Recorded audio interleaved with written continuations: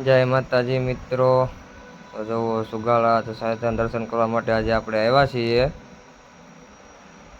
તો જો તમને પણ હું દર્શન કરાવું. હે માં ભગવતી ખોડલ. ચાલો મિત્રો હવે તમને દર્શન કરાવું છું.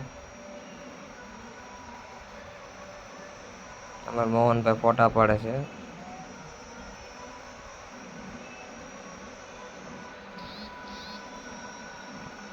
હે માં ભગવતી. અહીંયા છે અમારે રામદેવ પીર મહારાજ. કળિયુગનું જાગતું પીરાણું કહેવાય છે. જય રામાપીર.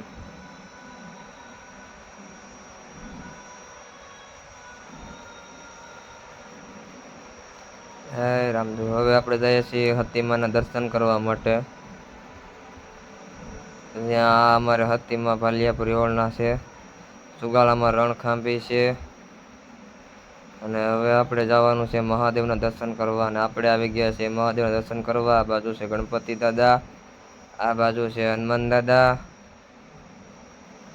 જો અને અહીંયા છે ભોયરામાં મહાદેવ.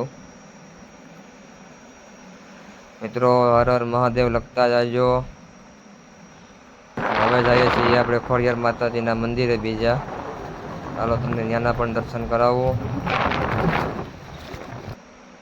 જો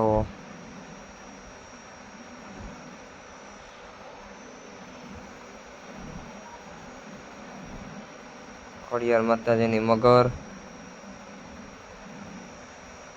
તો હવે આપણે આવી ગયા છીએ ખોડિયાર માતાના મંદિરે. ભાલિયાપુર યોળના કુલદેવી તરીકે ઓળખાય છે. શેઠ જગદુશાને તરસ લાગી ત્યારે પતાળ તોડી અને પાણી પાયું હતું માં ખોડલે. હે માં ભગવતી.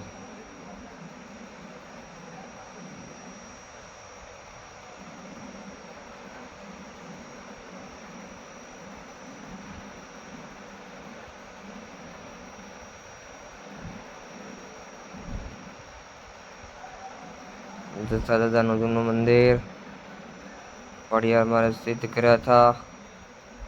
અને અથવા તલવાર હોપી હતી માતાજીએ. આ છે અમારે કાગળિયો કુનો સુગાળાનો. જે ચૈત્ર મહિનાની પૂનમના હવનના દિવસે 2 દિવસ લાખો પબ્લિક નાય છે સુગાળામાં. સુગાળા કાગળિયા કુને કોઈને કાંઈ પણ થતું નથી. અને આરતી ટાણે માં ખોડલ સાક્ષાત મગર રૂપે દર્શન આપે છે આ કુને. એટલે જય માં ખોડલ કોમેન્ટમાં લખતા જાયજો. અને જોવો અમે નાસ્તો કરાવીએ છીએ માછલાઓને હવે.